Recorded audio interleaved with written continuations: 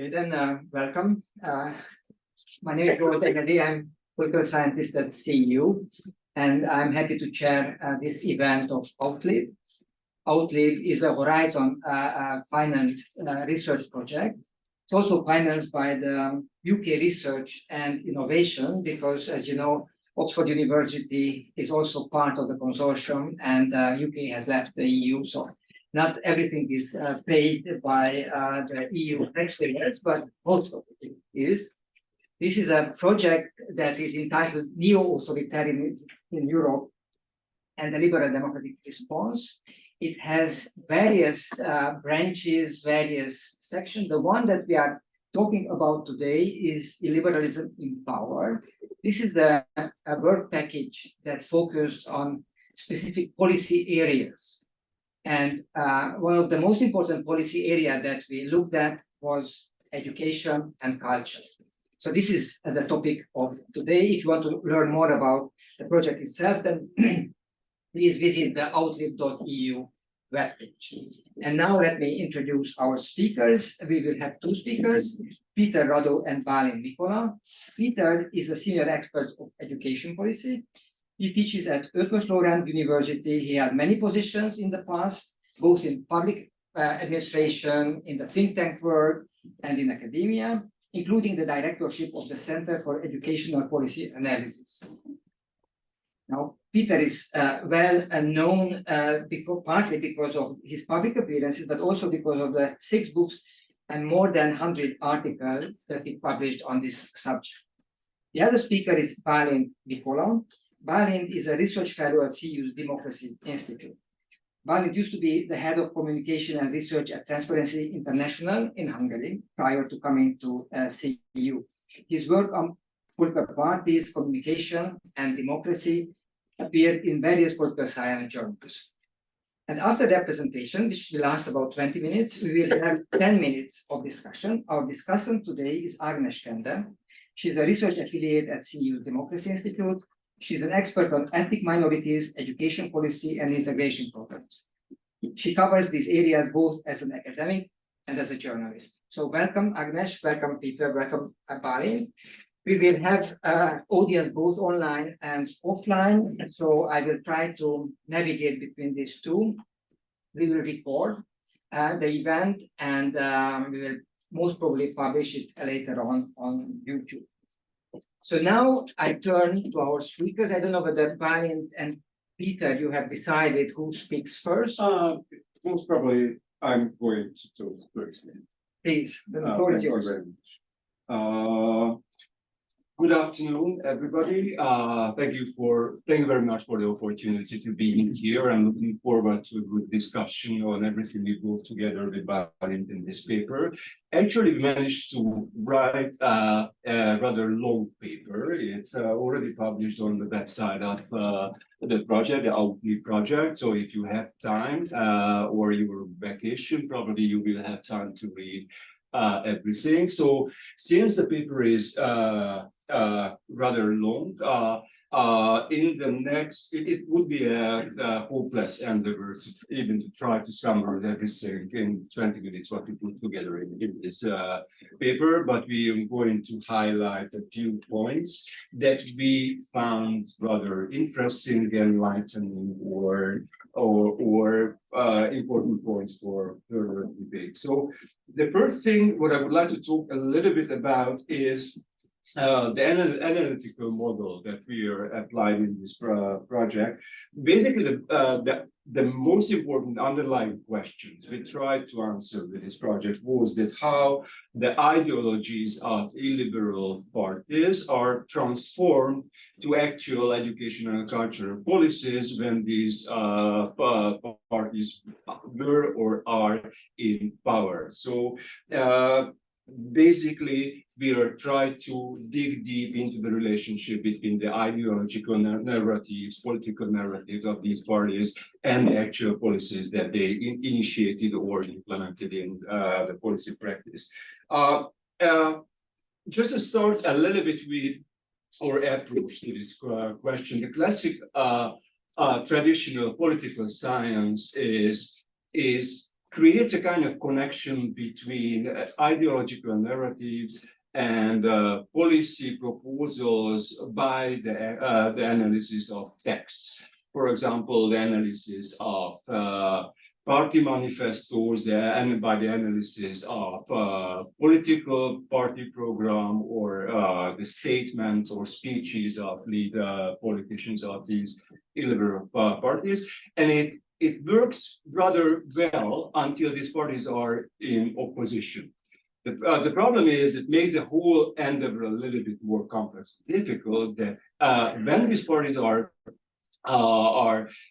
grasping the power, when they are in government, the relationship between their ideological alignment, the relationship between their political narratives and ideological narratives and the actual policies they implement or initiate becomes very much indirect, because policy making in the practice occurs in a very complex, messy environment in which political values still play an important role. For example, political values are the instruments that help to select among problems. Political values are help to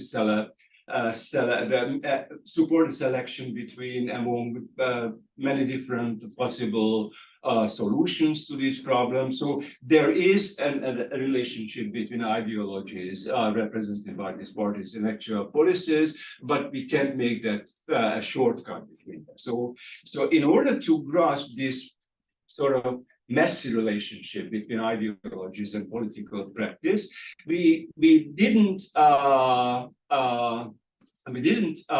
create a kind of a policy analysis framework with the ambition of theoretical generalization. So what we try to do with Balint is that we apply a kind of multi-layered analysis by which we try to unpack the different layers at which we can grasp the actual relationship between policy practice and ideological alignment of these illiberal parties. So this multi-layered analysis, and probably you can see the slides on the wall. This multi-layered analysis, you can. Yes. There is. This multi-layer analysis, the first layer of this analysis is a kind of comparative overview on the actual key elements of the political narratives and ideology-based political narratives of illiberal parties in Europe. We did this tier of the analysis for many different European illiberal parties, just for the sake of determining what are the specific features of the illiberal party, the Polish and Hungarian illiberal parties. But the next layers are focusing much more on Poland and Hungary, simply because these are two countries where illiberal parties were in government or are in government for a longer period of time. Fidesz rules Hungary already for 13 years, and PiS also had 8 years to leave a mark on educational and cultural policies in Poland. So from the next layer is that, and probably this is the most enlightening part of the analysis what we did, is the analysis of the policy agendas of PiS and Fidesz in education and culture. Our assumption was that we are able to sort of grasp the underlying purposes that different policy initiatives play in the practice. So in fact, what we did at first, that we tried to put together a hopefully full inventory of all sorts of educational policy and cultural policy initiatives and measures that these parties implemented or at least tried to implement. And from this inventory, we try to extract a kind of taxonomy of the primary purposes these measures may serve. We are going to return to this a little bit later. The next layer is the comparative analysis of the policy instruments that these two parties are applied in the policy practice. This is the question that inevitably leads to the analysis of the very specific context, governance context and political context, within which PiS and Fidesz developed and implemented educational and cultural policies. So basically, this is the part of the paper that attempts to contextualize the whole analysis and the whole issue. Then we looked at how PiS and Fidesz framed the educational and cultural policy discourse. It is important because one of the common features of illiberal parties, as far as public policies are concerned, is that they are not formulating their policies vis-a-vis the policies of other political parties in their own countries. They are always combating the so-called mainstream international. So for the purpose of this comparison, we come up with a list of terms that nicely describe the mainstream international discourse of educational policies, and we compare the discourse that Fidesz and PiS are pursuing in educational policy. And last, we briefly looked at the actual effectiveness of cultural and educational policies of these parties. When I'm talking about effectiveness, when we were thinking about effectiveness, we were measuring this against the basic internationally accepted indicators of educational policy and cultural policy. We were not able to measure the effectiveness of, let's say, education policies of PiS against its own goals, because it's not measurable. But probably we are going to return to this. So that's all what I wanted to say at the beginning about how we did things, and now Barin continues with the first set of our findings. So first, we wanted to establish an overarching framework of the policy narratives that illiberal parties may have about education and cultural policies. And for this, we struggled with what's one of the central dilemmas of our whole project on how to define illiberalism. And instead of doing that for this exercise, we dissected it into different ideological streams that were present in the political manifestos of the parties that we were looking at. And we tried to come up with a framework that would be as encompassing as possible and would not only cover Poland and Hungary, but also the other countries we were looking at, which include Austria, Czechia, France, Italy, and to a lesser extent, the UK as well. And so we identified the following 5 ideological motives that were present in the manifestos of these parties. One of them, perhaps unsurprisingly, was conservatism, but beyond conservatism at large, we found that historical revisionism and nostalgia were particularly salient in these manifestos. So in many instances, we found attempts or desires to go back to some golden age, and in particular to defy any temptations towards Western values and progressivism and individualism. Partly overlapping with this, we found lots of nationalist references, which were defined either in ethnic or linguistic or nativist terms. But what these shared, what these had in common is that they were almost always exclusive. So they defined a national community that didn't include certain groups, such as ethnic minorities, immigrants, you name it. Another important factor that featured in illiberal education and cultural policies was religiousity. However, interestingly, this was used in certain countries as a proxy of conservative values, morals, and lifestyles, but it was not used universally. So, for instance, in the French case, the notion of laïcité was used as a way of representing the secular state as in opposition to religious minorities in an attempt to exclude Muslim minorities in particular. So religion was instrumentalized in different ways across the countries that we looked at.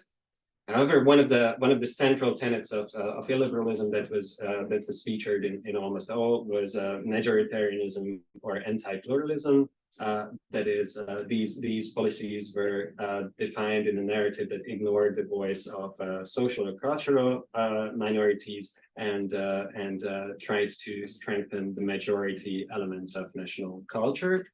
And lastly, we found several hints at authoritarian or paternalist notions. So this top-down statist understanding of education and culture was spread into many manifestos. However, here as well, there was a difference. There was some clustering in our countries in that this element was stronger in countries with a post-communist past.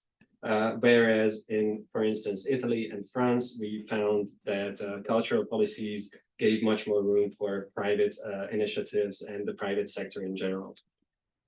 And now we'll move on to the educational measures. Okay, as I mentioned earlier, one of the most exciting part of work was the analysis of the education policy agendas of Fidesz and PiS during their terms of government, many terms of government.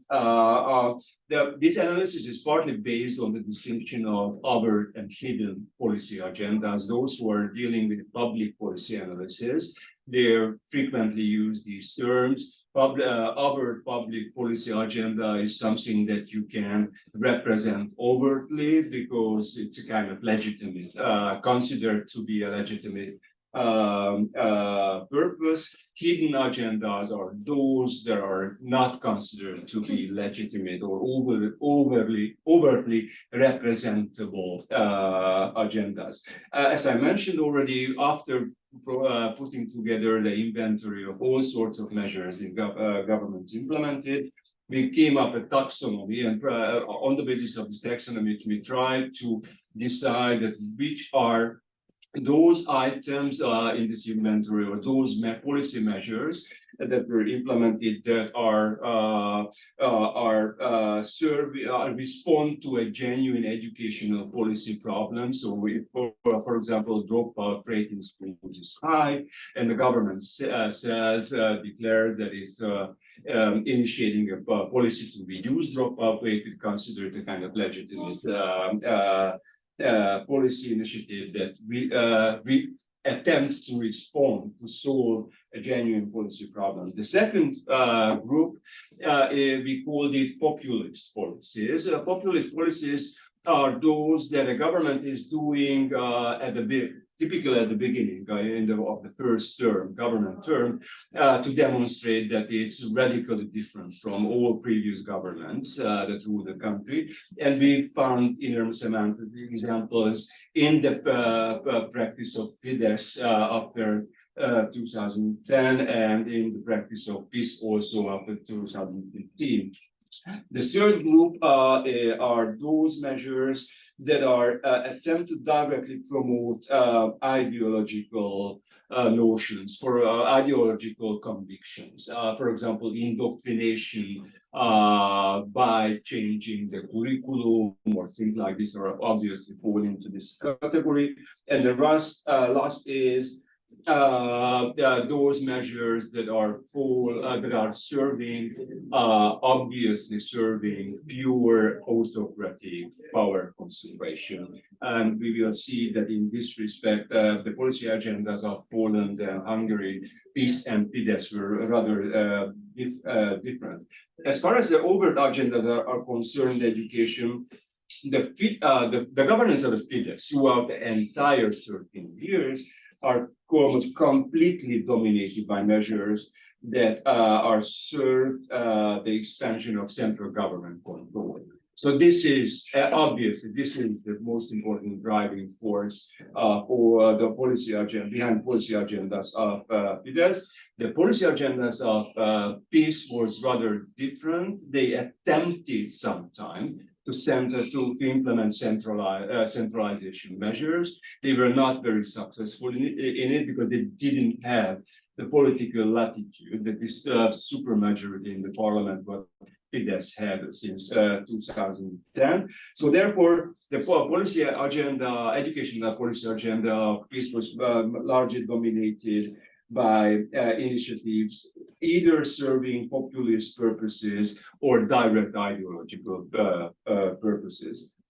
As far as the hidden agendas are concerned, this is where we see that this distinction between overt and hidden agendas is extremely contextual. Because, for example, power concentration, the centralization to strengthen the position, the control of the central government is part of the overt agenda, was part of the overt agenda of Fidesz, but it was not an overt agenda item on the PiS educational policy, in the PiS educational policy practice. So it moved as a kind of hidden underlying purpose. Again, it's very much contextual. The hidden, well, as far as the hidden policy agenda of Fidesz is concerned, is basically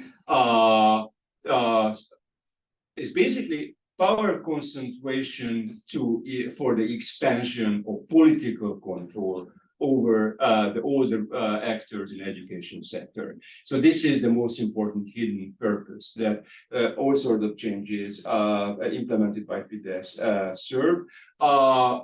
In contrast, we found that in the PiS policy, education policy practice, it was rather serving the policy agenda of the Catholic Church. It was never or barely made over. So we decided that it was part of rather a hidden agenda of PiS and not the overt agenda. So moving on to applying the same distinction to cultural policies, there we also found some agenda items that were openly, explicitly used by these governments. So there were some measures that were aimed at improving the quality of cultural production or increasing its competitiveness. So if you think about some of the film industry reforms in Hungary between 2011 and 2019, there are arguments that can be discussed, but in terms of international competitiveness, this was a relatively successful period due to some reforms. There are also some very openly verbalized regime ideological items that are on display. So it's not really hidden that these education and cultural policies aim to serve conservatism, nationalism, and anti-LGBTQ and anti-immigration agendas are also openly explained. Similarly, the agenda of historical revisionism. So, for instance, memory politics institutions and the revision of history curricula is something that is openly discussed. And there is also this argument that centralizing education and cultural institutions would make them more efficient and therefore would serve economical purposes. However, there's also the in the Hungarian case, definitely dominant motive of hidden agendas, particularly institutional takeover. So in the field of culture, there has been a massive attempt of taking over existing established cultural institutions in an attempt to marginalize or replace existing intellectual elites. This was also complemented with an aim of acquiring some profitable segments of the cultural industry, such as the festival industry, which is now mostly monopolized by actors who are close to the government. And one thing that we observe in both Hungary and Poland to a great extent is how the governing parties do control over public media. This is also reflected in the amount of public spending to this area, but obviously also in the oversight bodies and the content of such media coverage. Okay, a few things, we are already running out of time a little bit, so I'm going to speed up a little bit. As far as the governance and political context is concerned, it is important to look at it because it determines the actual instruments that government in power are able to apply in the policy practice. As far as education is concerned, there are certain similarities and differences between Poland and Hungary, or PiS and Fidesz. The most important similarities are is the way how these political parties are framing the educational policy discourse. I already mentioned that they are framing their educational policies in contrast to the international mainstream, and we provide some analysis on this in the paper. What is most important, much more important, that the similarities are sort of end at the language these parties are used, because the actual policy, education policy practice is much more determined by the political and governance latitude these parties have in power. Since, as I already mentioned, since a very different political latitude the Fidesz had, it was able to completely reshuffle the education governance system. So therefore, the educational policy practice of Fidesz is mainly applies hard and control-based instruments, not even mentioning that after 2020, the education policy practice of Fidesz became even repressive, so started to apply the use of repression. And it's nicely indicated by the data on the actual rules of different governance levels in the management of education. As you see, Hungary, in a very short period of time, during a 3 or 4 years education system reshuffle project, completely rewrote the entire governance system. For example, the role of the central government in making recurrent management decisions in education increased from 10% to 71%. That is a dramatic change. In contrast to this, Poland has no such latitude for change. So the Polish government, the PiS government, continue to operate the basically decentralized education system with a lot of autonomous institutions and autonomous actors in place. So their latitude for change was much smaller. As far as culture is concerned, culture policies are concerned, that basically the similarities are the dominant, because in the cultural sphere, in culture, the role of the cultural market is extremely strong, and the role of artistic freedom is extremely strong and remains strong in both countries. So therefore, in the realm of cultural policy, Fidesz didn't gain that big latitude that it had in educational policies, in relation to educational policies. Okay, and I'll just spend 1 minute explaining what was the outcome of these policies in these two countries. So we tried to identify some objective, quantifiable measures of how efficient these policies were at generating the desired outcomes. And in the field of education, we fortunately have such indicators because we could look at overall government expenditure on education on the one hand, and the PISA test results, which are an established indicator of educational performance on the other. What we see is that in both countries, spending levels are below the OECD average. However, there's a dramatic difference in the extent to which the outcomes developed. In both countries, the PISA test scores declined, but as you may probably see on that graph, this decline was much more severe in the case of Hungary, whereas in Poland the scores still remained over the OECD average. So we can say that much less damage was done to the Polish education system, which is mostly due to the much higher level of decentralization that remained intact during the PiS government.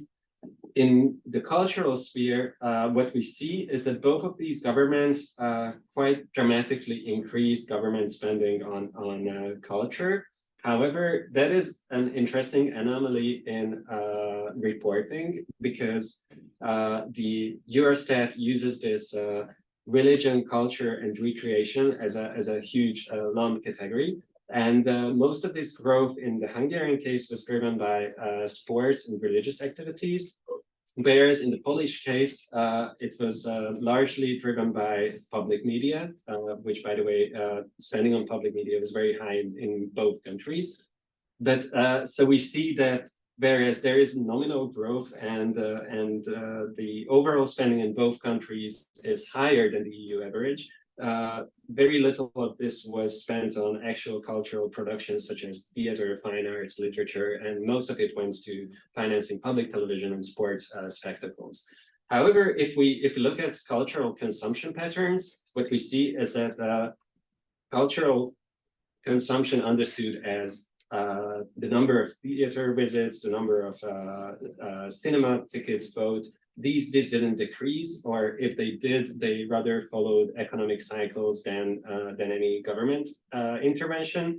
And also on a more abstract level, we can say that none of these governments really succeeded in solidifying a new cultural canon. They obviously made attempts at doing that, but they weren't particularly successful. And independent cultural institutions and artists remained, if not prosperous, but popular and relevant. So this kind of cultural canon did not change, and also the international embeddedness of the cultural spheres of these countries did not suffer. They have the same amount of international festivals, headliners, and internationally competitive movies. So that would be the last point, and then we are very much open for discussion and questions. Excellent. Thank you very much. Then I give now the floor to Agnieszka, and please share in about 5 to 10 minutes. Yeah, it will be 5 minutes, I think, so don't worry, we won't waste time with it. So, first of all, I would like to congratulate to the authors. I had the pleasure of reading your paper for a whole day. So the paper is really a major achievement, both in terms of the subject and its elaboration. And let me emphasize that you really literally collected all the details, measures, scandals, stories, whatever, the articles, just like what you put in your paper. So it was really, really a strong material, and it's really worth to read it because you can learn a lot from these two societies. So the idea of comparing the cultural and educational policies of two illiberal countries is particularly exciting in the light of the fact that quite a long time has passed since 2010 and 2015 to say anything about it. By the way, let me make a comment here. Dorottya Sikra, with her co-authors, compared the family policies of the two countries in an earlier study, which can be interesting for you as it can further deepen our understanding of the way how illiberal states work. Since the authors have already summarized the main points of their study, so I won't do it in my short presentation, but I would like to emphasize that there were several findings in the study that were new to me, surprising, strong statements that are worth to further elaborate them for a better understanding how an illiberal state functions. Just to take an example from the paper regarding the education, so I will read from your paper, while the educational policy agenda of the Orbán government is dominated by measures that serve the extreme expansion of central government control and the elimination of autonomies, the agenda of the PiS government basically is composed by initiatives serving populist and ideological purposes. Overall, while the main feature of educational policies in Hungary is radical political power concentration for its own sake, these policies in Poland rather serve the ideological goals of the illiberal culture war. It was very interesting for me. Or there is another regarding the cultural policies, that one of the possible measures of success is spending. I never thought of it. Even though strengthening national identity through cultural memory politics has also been a priority to PiS, Fidesz has devoted much more resources to discuss, which has allowed for a much more radical restructuring of the institutional landscape than in Poland. So coming back to the study as a whole, I would like to highlight as a strength of the study that the story itself, as I mentioned, is very interesting. The structure of the paper is well thought out, namely that the authors take both overt and hidden policy measurements. Although I had the feeling that the latter boundary is blurred several times, and it's difficult to tell whether a given measure of policy is overt or hidden. At least sometimes I had this feeling. But let me also make a few critical comments. Although at the beginning of the paper, the authors introduce a theoretical framework, the narratives of illiberalism, but they do not embed them in the conceptual framework when analyzing the two types of policies in the two countries. For this reason, the first part of the paper somehow is disconnected from the policy analysis, and despite the interesting and I'm sure true findings and results, without a theoretical context, the whole thing will hang somehow in the air, and it's not clear how the Hungarian and Polish situations are embedded in this conceptual framework. However, it would be very interesting to see that these stories, how these stories fit into this illiberal narrative. So I know that you mentioned somehow, but sometimes I had this feeling that you can more connect to this first part of the second part of the papers. And also, my other comment concerns rather the educational policy parts. Although the authors, and okay, here I know that it's rather Peter who brought the educational part, but the authors indicate at the beginning of the paper what sources they rely on in the paper. And there is a very few reference to this in the analysis. There's no reference to the interviews conducted, and nor, or at least a few literature, although a few literature reference to this, to the literature. Although staying with education, there are plenty of foreign and Hungarian education policy analysis available to support the author statements. Thus, for me, it rather reflects the author's own opinion, which is more in line with the genre of an essay and less of an academic paper. In addition, knowing the vast knowledge of the author and his commitment to the subject, the paper often expresses strong opinions, with, of course, certainly true. It doesn't appear how they are justified by the literature on the interviews. So at least, or again, fit into the conceptual framework. For this reason, as long as the authors have further plans for the paper, whether they intend to publish it in an academic journal, I think it's a small revision of the paper is necessary. Finally, I would like to formulate a question. The paper shows in many details how the illiberal state functions. For me, the final conclusion is somehow missing from the paper, namely that why? Why does an illiberal state system work this way? How does it relate to our historical and social development? Why was it possible in these countries? So what in sum, we learn a lot about how, but maybe less about why. Thank you. Then I would give the floor to the authors to have a short reaction if they wish. I'm still making notes. Yeah. Thank you very much. Just two short points. The first is I did mention at the beginning, or we did mention at the beginning, that we were working in an extremely evidence-rich environment, because there were a lot of contributors who put together case studies on Poland, on Hungary, on education, and so forth. We list all the relevant contributors at the beginning of the paper, but it's really extremely rich thing. The second immediate reaction is that I mentioned at the very beginning that we deliberately tried not to pursue an ambition of theoretical generalization. So we collected enormous amount of raw material, to put it in this way, and we tried to find underlying logic within this in this big mess of changes, measures, legislations, whatever they implemented or attempted to implement, because the PiS didn't manage to implement everything they initiated.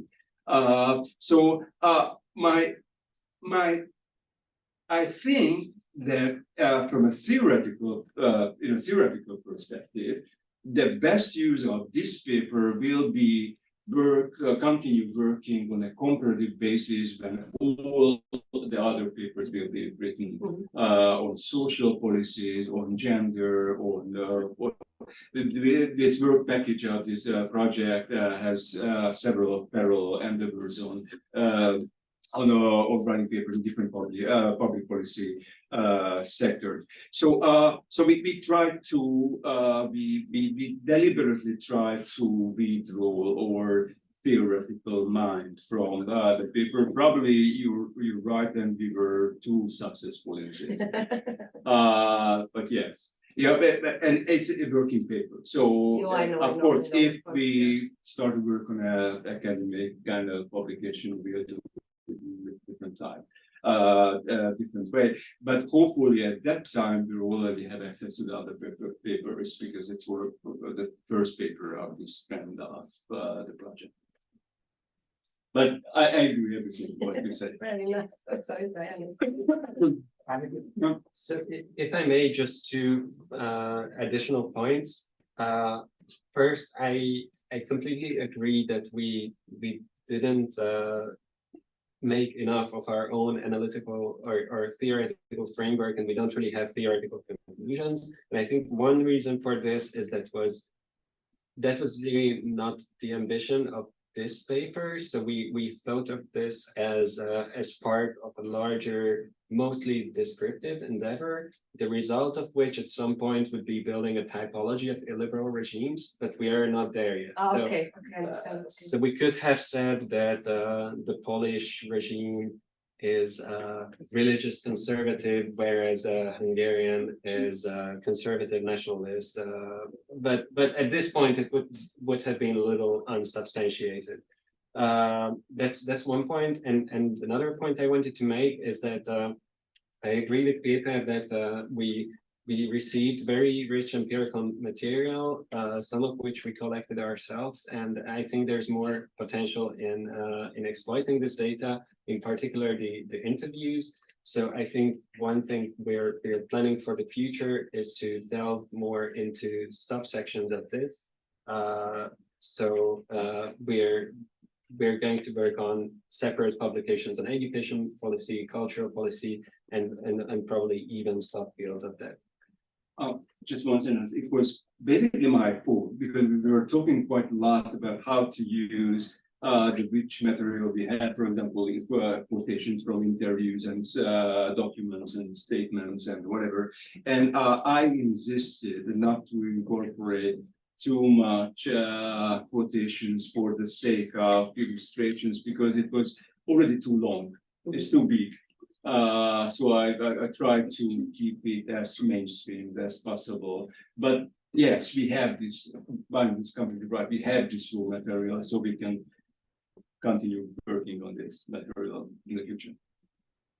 Thank you. So I now ask participants who are online to raise their virtual hand if they intend to say something. Those who are present can use their real hand for the same purpose. And I try to monitor both. So is there any comment, question, remark that needs to be shared? While you are thinking, let me have one quick question. Actually, I have many, but let me just have one. The other day I was thinking, partly based on Dorottya Sikra's work, whether some of these regimes have as part of their ideology producerism. That is, this belief that producing tangible object, as in agriculture or industry, is very important, maybe even more important than doing business or academia or anything like that. And I have a bit of impression from scattered anecdote that this is indeed the case, but you who look more systematically at these policies, is it true that the Hungarian and the Polish regime adjust their education and maybe even cultural policies to this producerist ideology, or this is only a superficial observation? In the case of educational policies of the Fidesz, obviously, I agree with you. So it's definitely the case. So their view of their higher education policies that condemns about 70% of the higher education programs as OB programs or useless spending of time, or their policy of thriving. Of course, it's failed, but they nevertheless attempted to track more and more pupils to vocational training just to supply the labor needs of the industry. It all indicates that. I'm not that sure about Poland, because both parties are I already mentioned that we created a kind of group for educational measures that intend to serve genuine educational policy goals or objectives. And this rich inventory of policy measures, both for Fidesz and of PiS, almost completely lacks that type of interventions. So even if they have something in their mind about the way how education should serve the needs of the labor market or the development of the academy, they didn't necessarily were active in this respect. So I think PiS was much more ideology driven and less economic consideration driven in educational policy. Fidesz was driven by power, and that's it, for power concentration. That's all. So I think there might be a difference in relation to there might be a difference between PiS and Fidesz in this respect, but we didn't dig very deep into this. So we'll look at it. I have 3 points, if I remember them. Well, it is the first one. You just mentioned that in this educational policy, ideology is more important than in case of Hungary. And this also relates to the cultural policy. You mentioned, if I could understand right, that you were a bit surprised that in Hungary, in the Hungarian cultural expenditure, memory politics is how to say more powerful than in Poland. But that is just, I think, just because Hungary, the Hungarian regime is more effective in these things. So they have more the skills and also the powers, regardless the size of the country, to accumulate what they want onto the purpose.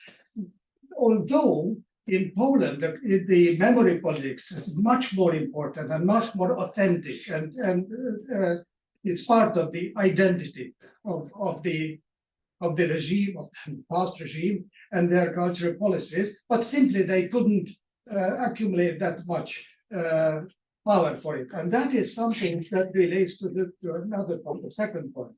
You said that in the cultural finances in both countries are driven by sports and media and religion, but that is not true.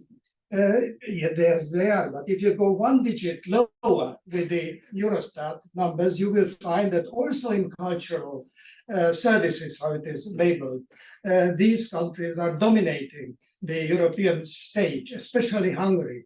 And this is just because of the same thing, memory politics in Hungary. So lots of cement and bricks and everything. And it is cultural, statistically it is culture.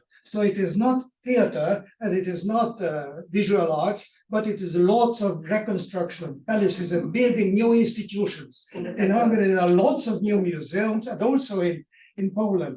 Also, Poland is very, in Poland, the EU funds used for culture is a very important thing, and they use more of it for cultural investments. And that appears also in the statistics as national expenditure. Now, a third thing, yes, I was wondering, when you were talking about the educational policies, whether you will touch upon the popular interpretation that there is a master plan on behalf of Fidesz to keep the Hungarian public dumb and just keep working class. So that is what, this is the level of the comments of the post that I'm now quoting. So there is this popular interpretation that that they are consciously spending little on education, and that little is just spent for the middle class and the upper middle class and their own themselves. And that also relates also to the issue of cultural policies. But so there is how to say, it is supposed that there is a mastermind also behind cultural policies. So sometimes now lately it is a certain Mr. Békés, who is considered to be the mastermind, the philosopher behind it. But you didn't.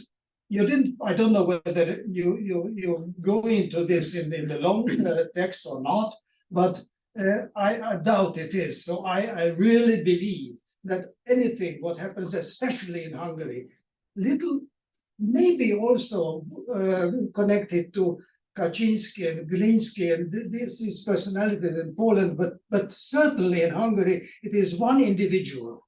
And it is the instinct of that individual which drive whatever happens in cultural policies more than a well thought of long-term thinking. But that's my way of seeing things.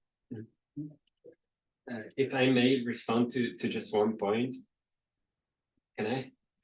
You're perfectly right about that. We shouldn't just use this recreation, culture, and religion as one category. But in the paper, we actually also looked at just cultural services, and we noticed how this category was also much higher than EU average in these countries, and actually much higher in Hungary than in Poland. Unfortunately, I couldn't disentangle it further, so I could not decide how much of this was spent on buildings and how much on performances. It would be very interesting to explore, but I don't know how to delve further into that. And I also would like to respond to something, this question of this popular notion of a master plan behind whatever Fidesz is doing in education in order to keep the population dumb and therefore ensure that everybody will vote Fidesz. I did a quite detailed analysis of how the 2011 legislation of education emerged, how these plans developed, who contributed to it, what was the process through which they developed this very complex set of legislations, and what were the main sources of this new legislation, the new system that was created by this new legislation. And there was no master plan behind it at all. There was no planning behind it at all. It was a wide process of cherry picking crazy ideas and putting them together into a basket without considering any consequences, without doing any proper planning, without consulting any stakeholders in the process. So at the very beginning, in 2010, none of the Fidesz politicians had anything in their mind about education. they had a very strict political agenda. And they just applied the political agenda in the educational sector, and they didn't care the rest. So there was no master plan. I think it's people are coming up with this idea of a master plan because it try to rationalize something that is completely irrational. And the process how these policies are developed by Fidesz, or especially the process how they develop the new set of legislations by which they completely overbrought their entire education system was completely irrational. So that's it. Okay, I'm stop checking with that. Okay, thanks a lot. Let me just make one note that the audience can see here that some online participants shared comments, but we don't see the comments themselves. And maybe they were not even meant for us. I don't know. They were. Yeah. Actually. Okay.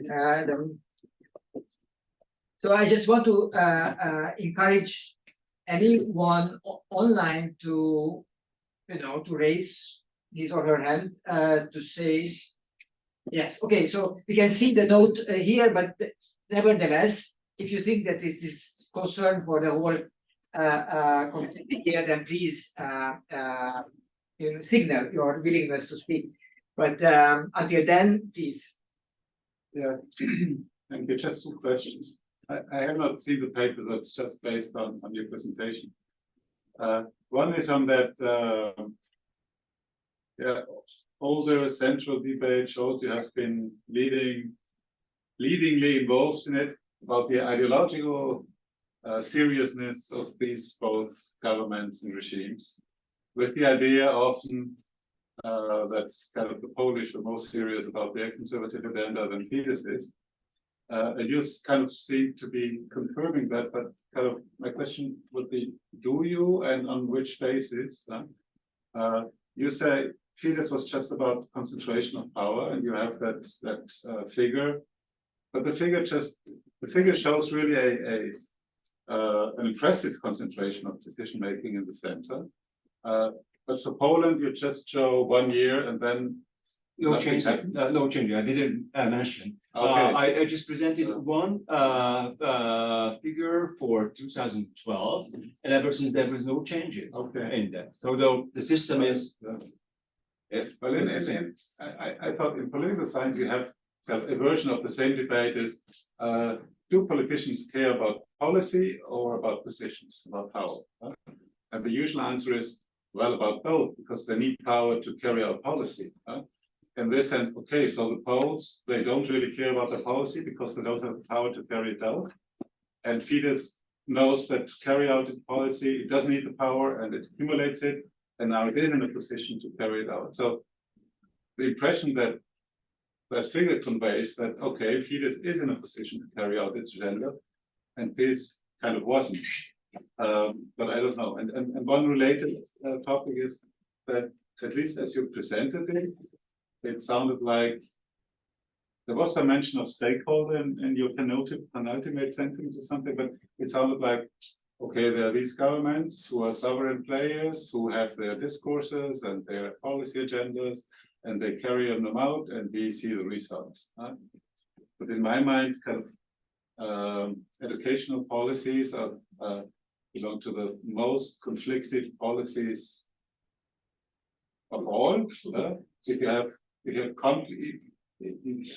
in many countries, you have, someone wants to change a textbook and everything explodes. Someone wants to change how many hours pupils get taught in mathematics or whatever, and the discussion explodes. And we have many countries where you can't even raise questions about education without talking about teachers unions, schools, parents. Everybody gets mobilized the moment you talk about educational changes. And here it seems like you have a void, you have no conflicts, you have no public space. I don't know. There a lot. Okay. The first issue is power for policy or well, normally, again, it's a kind. I understand it is a type of attempt to rationalize something irrational, because normally, if a government clashes the wall of its latitude to implement policies, sometimes they attempt to change the rules of the game in order to enable themselves to implement policies, and this is sort of normal part of this of the public policy making and implementation process. In Hungary, it's not the case at all, because I already mentioned you that when we analyzed the educational policy agenda of the Fidesz government, we in fact we didn't hardly found any measures or initiatives that were designed to solve an actual problem in the education sector. The Fidesz finished reshuffling, reorganizing the governance system of education in 2015 or beginning of 2016 and stopped governing afterwards. They didn't do anything, even when due to the pandemic, all the schools had to be closed in 2000 for months. The government didn't do anything to reduce the impact of the school closures. So they stopped managing education. That was, and it sort of connected to the second issue. What happened to stakeholders? If stakeholders exist, and if stakeholders if the governments have a legal mandate to involve stakeholders somehow in the decision-making procedures, even if I can completely agree, and these are the normal circumstances, I completely agree, even minor changes in textbooks or curriculum would create or have the potential to create huge debates and huge arguments and whatever. But as part of the Hungarian education system reshuffle between 2011 and 2015, the government carefully kicked out all stakeholders from the so-called policy space. There is something what we call space clearing. So there were certain stakeholders that were simply kicked out from. For example, the government took over the schools. We call it nationalization or socialization of the schools. All the schools were owned by and maintained by local self-governments prior to 2011. The government took all the governments from the local self-governments, and there were local self-governments were kicked out. They were not stakeholders anymore in education and decision-making. Textbook publishing was nationalized, and the government introduced a single textbook system. So therefore, textbook publishers that supposed to be a strong stakeholder group in education decision simply disappeared. And they did it systematically. Trade unions were excluded, for example, because the government substituted the trade unions with the establishment of a chamber for teachers, in which it was a government established chamber for teachers, in which participation or membership was made mandatory for all teachers. And from this point of view, the government didn't consult the trade unions, because they say that the trade unions are representing 30% of the teachers, while the chamber that they created represents 100% of the teachers. So therefore, they stopped consulting trade unions. I can give you these examples. It's a very long list of such examples. The point is that since 2015, there is nobody in the policy-making procedure who can cause problems. This is a full-fledged autocratic governance introduced. Teachers in the streets. Pardon? We had teachers in the street last year. But... Yes, we have teachers. We have in 2015 and 16, there were almost 1 year long teachers resistance movements. Tens of thousands of teachers are protesting. And then since 2021 till 2023, there was a second wave of teacher protests. Thousands of teachers on the street. Yes, right. But from the point of view of the government, the political costs of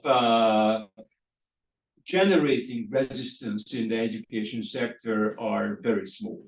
So people are not voting or not voting for the government because they're managing well or not that well the education sector.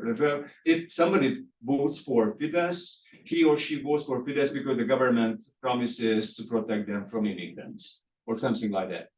But the public policy performance of the Hungarian government is not a big political issue because the political stake of the policy success of the government is not very high. So you understand what probably the point I'm trying to. Not really. People don't care about their kids. They care about they do care about their kids, and therefore they find a way how to those affluent and rather wealthy people who can afford private schooling, they find a way how to ensure proper education for their children, and the government does not touch private education. In fact, the government passed over enormous amount of schools to churches in order to allow the churches to respond to the growing needs for non-government non-public private education for the upper middle classes. It's not these people who suffer. It's once this is what makes the Hungarian education system is the most selective globally, the most selective public education systems on earth, because the government supports the dissident pathways or tracks for the affluents, and those children, about 2/3 of the children who stuck in the public education system are suffer, but their power to demonstrate or protest or influence policy decisions is rather limited. So it's a well-functioning auto-prediction system, what I'm trying to say. But just a short reflection also on Andreas's question. So to offer somewhat more theoretical take on this, there's also an ideal type of populist policymaking that I think partly gives an answer to your question that I think we are referencing in paper. Dorothy Sikra, Attila Barta, and Zsolt Boda came up with this ideal type of populist policymaking. One of the core characteristics of which is that they basically exclude all intermediary organizations and bodies such as interest groups, trade unions, and maybe they have consultations, but they are either extremely short or mimicked, so they don't really involve stakeholders in decision making. So this is something that is theoretically already established. And to reflect on a question that I saw in the chat about whether fine arts and the cultural field is really thriving in Hungary or not. So I agree that I painted a somewhat simplified picture of this. My main message was that if you look at cultural output and the quality of cultural output and demand, I don't see a huge decrease in that. But if you also consider funding, and especially public funding, then of course funding that is available to independent theaters, artistic groups is very limited. In many cases, yes, and in many cases it hasn't been raised for very long. So, for instance, there's a fixed budget for supporting independent theater groups, which I think is at the same nominal level since 2013, which was 10 years ago, and we had record high inflation last year. So basically it's a ridiculously low amount of money. So I'm not saying that it's all great. I'm saying that popular demand for for quality art has not diminished, and at the same time, obviously, it's getting more expensive. And there's a similar trend as Peter described in education, that the more affluent groups of society transfer their demand and they are willing to pay more. And therefore, these theaters ultimately do not close, but become less accessible. Let me add one thing, that only 4% of the children attends private school in Hungary, and altogether maybe 25% of the schools are not state schools, but church or private schools. So it's a really, really small amount of the. Or private schools. Yeah, okay, that way, Yeah. that is only Church 25%. maintained and non-church private schools. That's- And altogether, they add up 1/4 of the education. 1/4, yeah, the 25% of the schools and the children, which I don't remember exactly the figures, still attends the state schools. Excellent. I remember one more hand here. I was gonna let the chat. Okay, so if I may just summarize what I see in the chat, that there is a question on the role of the church, the Catholic Church, which is to some extent has been addressed already, but you may want to say more about that. And then there is another question about whether only humans are included in understanding of culture. I'm not sure whether the alternative to humans is ecological things or it's algorithms. That Gina had in mind, but I don't know if you want to elaborate on that question, but if not, then we just try to make sense of it on our own, and please reflect on any of these two if you have any idea. As far as the role of the church is concerned, on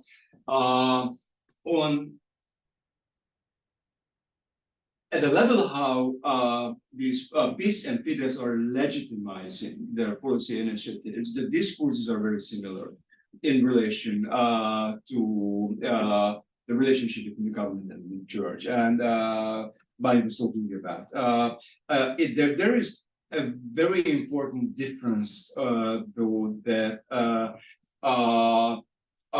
one of both governments consider the important, obviously the Catholic Church is a very important ally, political ally of the government. In Hungary, the so-called traditional Christian churches are the allies of the government that we're talking about for churches. I don't know how to document it or how to support it by evidence. But I see in Poland, I see a real ideology-based kind of alliance between the Catholic Church and the Hungarian government, and the Polish government. Because this is anyway. In Hungary, I think this relationship is a rather simple transaction kind of relationship. The churches are supporting the policies of the government. They're especially during elections periods.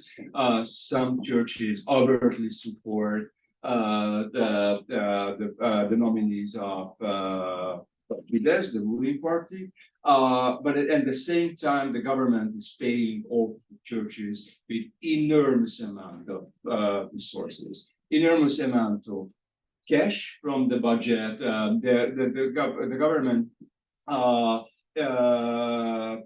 transferred, allowed the takeover enormous amount of institutions by the churches. Sometimes complete sectors of social services are taken over by churches. As we mentioned already, 1/4 of the schools are already owned by the churches. So I think it's rather a transaction type of a political alliance and not an ideological type of political alliance. But it's hard to document it, in fact. Thank you. Bani, on this or? No, so referring to the question on what is included in culture, so I have to admit that we took a rather restricted understanding of culture, and we looked at human cultural production, such as, so it's mostly elite culture that we looked at. So it's theater, fine arts, literature. I think I understand the argument why biodiversity could be a relevant aspect as well. But what I would find more fruitful as an avenue is to extend that, or to put a greater emphasis on popular culture. And I think that these governments understand it very well, that it's not only about theaters, but it's about which popular musicians they support. And they are actually very strategic at doing that. So that's a research avenue that I would like to pursue a little further, because I think that has a great influence on many more people than theaters. Right? We basically have time for one last question. Sure. There was a question earlier, but it was very, very simple. It was a musician who was asking, why do we say that the festivals are supported, and for his or her musician friend it's difficult to find a place. Now the answer, you are right. Indeed, the Hungarian government prioritizes festivals and events, especially those big ones which have tourist relevance, and some also in the classical music or the traditional artistic festivals, those which are really close to the government, like for example the Theatre Olympia of Vitebsk, the National Theatre, or the so-called Classical Music Academy. No, I can't remember the name, which is a very, very much supported classical music event, and these so-called what are the talent scouting events. So there are some which are pet events for the government where there is lots of money. Thank you. So my question was discussed some when you were talking about education policy and protests and how people deal with changes in policy. But so my question is about public preferences. And so how closely does the culture and economic policy of these governments line up with what their voters simply want?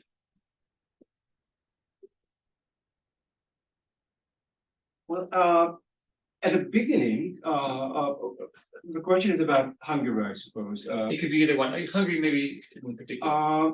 As I mentioned, both parties, the PiS and Fidesz, started its educational and cultural policy career by revoking certain changes that were implemented by previous governments.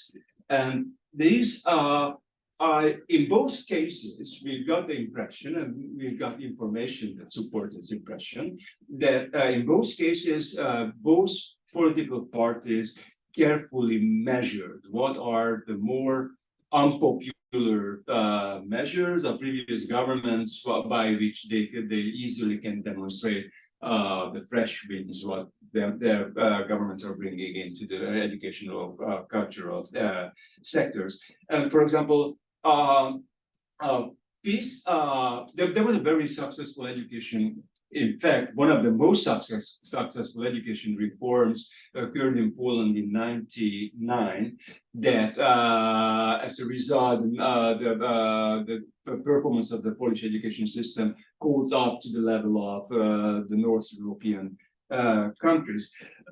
And in fact, after 2015, the PiS government didn't revoke all the measures that were that composed of this successful education reform, except with one exception that was very unpopular among teachers. This is the change in the school structure. So from an 8+4 structure, Poland during the reform moved to a 6+3+3 structure, and the PiS government returned to an 8+ a traditional 8+4 school structure, just because it was unpopular.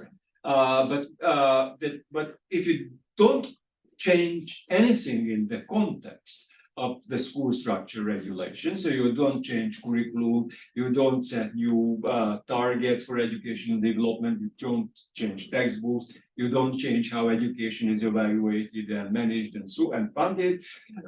This structural change is not a big thing. They did something popular, but they didn't really touch the system. And there are certain examples for such moves in the practice of Fidesz as well. But after a while, these kind of populist type of initiatives sort of disappear. So after 2 or 3 years, I don't think that either PiS or Fidesz really cared about the popularity of their initiatives or their background. PiS is stubborn in a very stubborn way, tried to serve its ideological agenda. Fidesz simply just operated the highly centralized bureaucratic system that it has created during the first 4 years, and that's it. So I think this is the best answer I can give to you. And if I may, there are several examples when I can mostly refer to Fidesz cultural policy when they continued with certain measures that were explicitly unpopular because they were symbolically important. So one I think that could be highlighted is the change in the leadership and the repertoire of National Theatre, after which the audience figures dropped quite dramatically, and they remained at consistently low levels. But since it's a flagship institution, it has to somehow represent the regime's ideology, even though it's unpopular. Another, I think, interesting and striking series of examples was that during the first years of their tenure, they tried to commission sort of national songs that were written and sang by popular artists for national holidays and all sorts of these national themes. And these were not only were these unpopular, these were like literally loved at. So they turned out as a quite dramatic failure. They were responsive because they stopped doing that. But so in general, I wouldn't say that any of the changes in the field of culture would be specifically in the purpose of serving what voters want. Which song? Which song? I'm talking about the Boratskva song. That was one. I even don't know. And there was another. These were commissioned by Maria Schmidt during the first years of her tenure. Okay, so I think Yeah, it's time to conclude, and if there are no more comments by the audience, then let me just simply thank Balin, Peter, and Agnes for this very thoughtful discussion, also the audience for participation, and please come to future events of AUTHLIB project. Thanks a lot.